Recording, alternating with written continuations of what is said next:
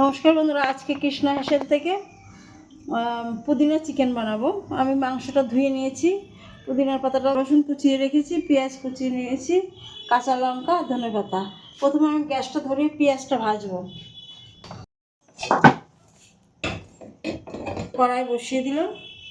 প্রথমে পেঁয়াজ বেরেস্তা করব।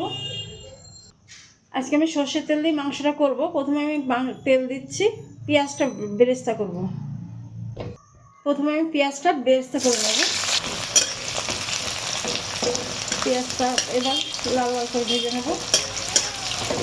একটু হয়েছে, আর একটুখানি হবে। পেঁয়াজটা আমার বেরেস্তা হয়ে গেছে, এবার নামিয়ে দিচ্ছি।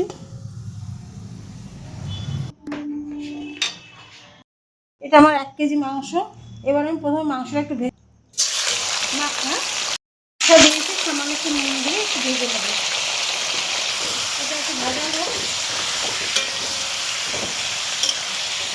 এদিকে আমি মাংসটা ভাজা বসিয়ে দিয়েছি। এবার আমি এগুলো পেস্ট করে নেব।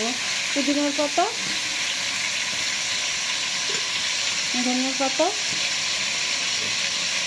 6টা কাঁচা লঙ্কা, সামান্য একটু জল দেবো।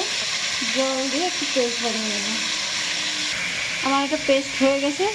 এবার আমি সাইডে রেখে দিচ্ছি। মাংসটা আরেকটু ভাজা হবে। এটা আমার ভাজা হয়ে গেছে মাংসটা। এবার আমি তুলে নিচ্ছি। মাংসটা নামিয়ে নিয়েছি। মাংসটা বসানোর জন্য ফোড়ন দেবো। এমনি কিছু দেবো না, খালি 2টো শুকনো লঙ্কা দেবো। শুকনো লঙ্কাটা একটু লাল হবে, তারপরে দেবো। এবার আমি রসুনটা দিয়ে দিচ্ছি।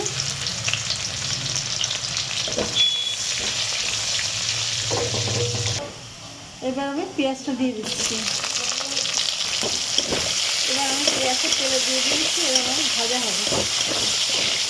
টমেটোটা দিয়ে দিচ্ছি।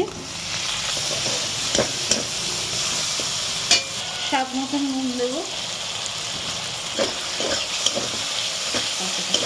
আমি টমেটোটা সেদ্ধ হয়ে গেছে। আদা বাটা দিলাম 1.5 চামচ, ছোটো চামচে 2 চামচ কাঁচা লঙ্কা বাটা। লঙ্কাটাকে ঝাল না, এই জন্য আর একটু দিয়ে দিলাম।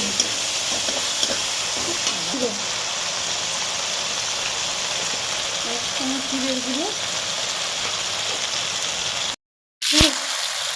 গোলমরিচের গুঁড়ো 1.5 চামচ গুঁড়ো, সামান্য একটু হলুদ দিলাম।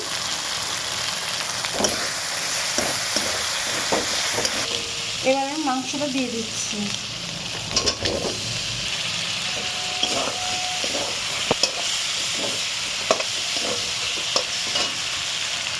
তিন চামচ দই আমি ফেটিয়ে নিয়েছিলাম, এটা দিয়ে দিচ্ছি।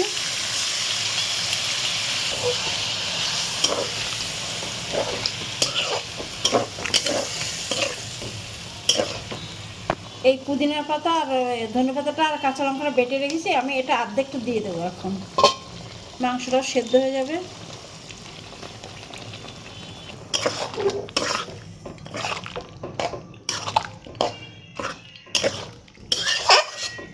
এবার আমি মাংসটা একটু ঢাকা দিয়ে দেবো। এবার আমি 2টো তেজপাতা দিয়ে দিলাম, আর মাংসটা ঢাকা দিয়ে দেবো। আঁচটা একটু কম করে দেবো। খুলে দিচ্ছি, আর ঢাকবো না। আর একটু হবে। এবার কষা অনেকটাই হয়ে এসছে, তেল বেরোচ্ছে। আমি বাদ বাকি যেটা পুদিনার পাতা আর ছিল, এটা আমি দিয়ে দিচ্ছি। এবার আর একটু কষি। এটা আর একটু কষা হবে, হলে এটা নামিয়ে দেবো।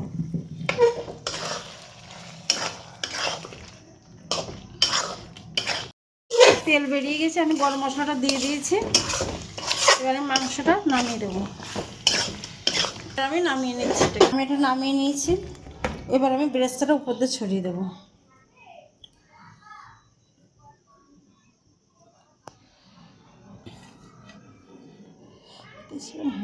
ভালো লাগলে লাইক করবেন, সাবস্ক্রাইব করবেন, শেয়ার করবেন, কমেন্ট করবেন। এইভাবে একবার বানিয়ে খেয়ে দেখবেন।